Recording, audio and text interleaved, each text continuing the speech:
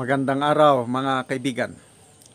Pag-usapan natin ngayon ang isang petisyon pinirmahan ng 23 retired PMAers, mga generals and some colonels, addressed to PBBM na nananawagan sila na ang Pangulo is itigil ang kaliwat kanang korupsyon sa ating bansa at imbestigahan ang mga 20 senators and more or less 100 congressmen na isama sa listahan sa affidavit ni Janet Napoles, yung fertilizer scam. Okay. So ito, may nabasa akong column ni Jarius Bundok sa Philippine Star Opinion. Ang title is Retired Generals to PBBM Prove Plunderers Stop Corruption. So ito po ang ating basihan. Itong petition na ito na i-post sa biggest PMA Viber groups with more than 1,000 participants sa Viber na ito, na i-post noong December 30. 2023 pa, end of the year. At ngayon, kumakalat na sa different chat groups ng different PMA classes. So, as of now, 23 na ang pumirma sa petisyon address sa Pangulo. Ulitin ko tatlo ang, to summarize yung petition, tatlo yung panawagan Imbestigahan na yung kasi si Janet Napoles convicted na po ng Sandigan Bayan ng graft and corruption. I don't know kung nag-appeal ba siya sa Court of Appeals. So convicted na. So ito po si Janet Napoles, siya po naging front. Gumawa siya ng maraming fake NGOs na naging recipients ng fertilizer, kaya fertilizer scam But ang nangyari, wala pa lang na-deliver na fertilizer. So maraming binanggit ni Janet Napoles na mga senators and congressmen sa kanya affidavit na parang kasabwat niya. So itong retired generals nanawagan na dapat imbestigahan. Kasi biruin mo yan, 728 million pesos. Laking nawala. I think dito na naisama yung bago lang conviction ni Senator Jingo Estrada. Bakit ang mga naimbestigahan, nakasuhan sina Senator Estrada lang, Revilla and Enrile, tatlo lang. Okay, so yun po. Dapat panagutin ang mga na-involved na senators and congressmen, iimbestigahan. Yun ang panawagan nitong mga retired generals. Mamaya babasahin ko yung ibang pangalan. And then, pangalawa, yung corruption as a whole sa gobyerno, na according to these petitioners, na nawawala ang 20% sa ating annual budget na pupunta sa corruption.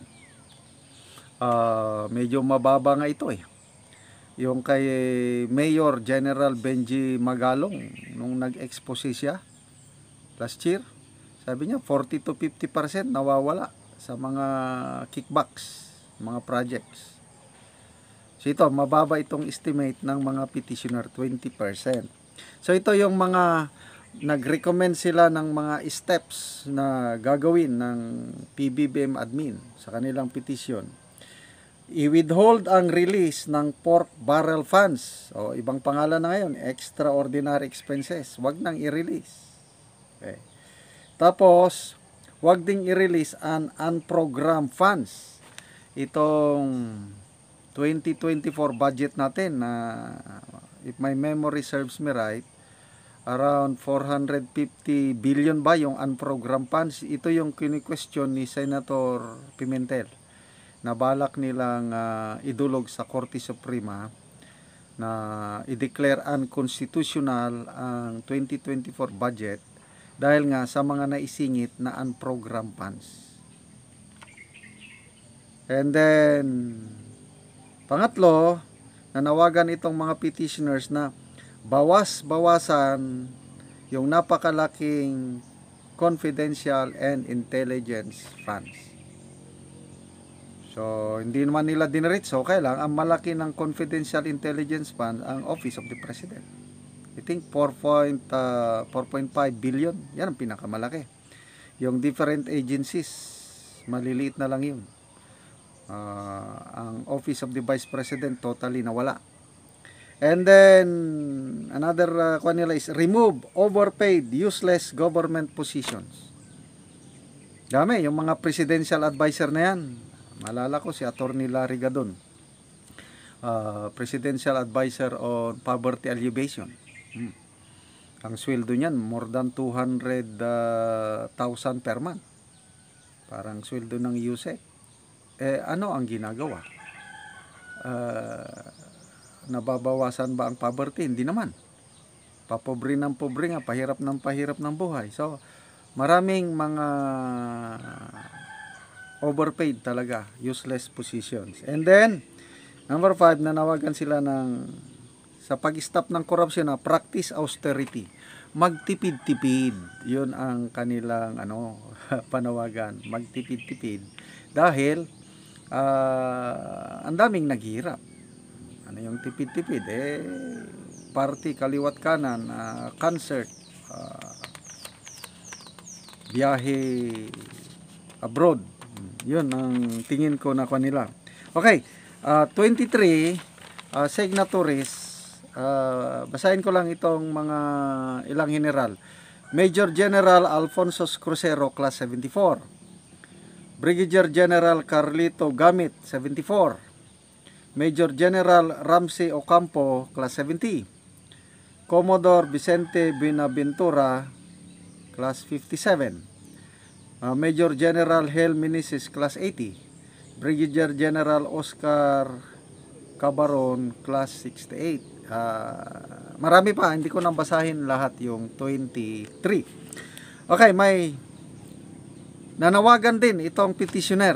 Ito na yung panawagan, imbestigan ang mga senador and congressman na involved sa Napoles scam, stop corruption as a whole. And then number 3, they also called for the stoppage ng implementation ng Maharlika Investment Fund.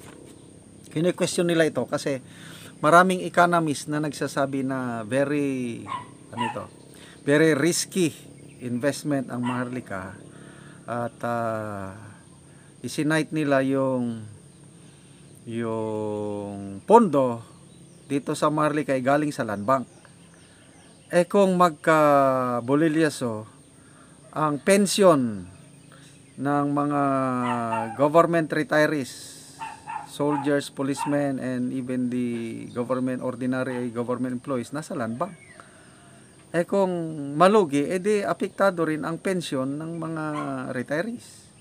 So, yun ang pangamba nila na huwag nang ituloy ang Maharlika Investment Fund. Another points na naisama sa kanilang petition is isinite nila ito tungkol sa Congress. Congress was called the Philippines' biggest criminal syndicate, published in December 30, 2013 issue of BizNews Asia. Ang Kongreso daw is the top obstacle to the progress of the country. Yon ang nakalagay sa petisyon. Nanawagan din sila na i-reduce ang allowances ng different committees in Congress. And then, yung ending statement nila maganda. Basahin ko yung yung last paragraph sa petition. We are all one.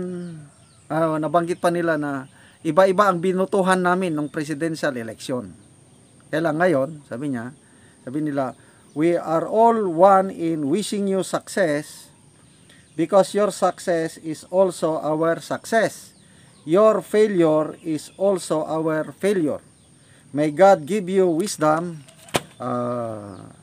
discernment as you lead us during these trying times. Maganda ang pagkagawa ng petition. I like it. Kung hindi naman ako premier, gusto ko rin sanang pumirma kasi nanawagan man lang na i-stop ang korupsyon. Dapat suportahan yung mga ganitong move ng mga and ngayon lang nangyayari ito ng mga retired PMA generals na i-involve sa politics. Unang involvement nila yung petition demanding the immediate release of Ka Eric and Doc Badoy. Yun, napakagandang epekto. Ang daming pumirma nun, halos 200 in just 24 hours. So ito, sinundan, another petition. So, nagiging politically active na ang mga retired generals. So, to me, that's a good sign dahil this is part of democracy. So, may kanya-kanyang pananaw tayo. So, freedom of expression, yan, magpahayag through peaceful means. So, I hope makarating kay Presidente itong petition na ito at sana may mangyaring maganda.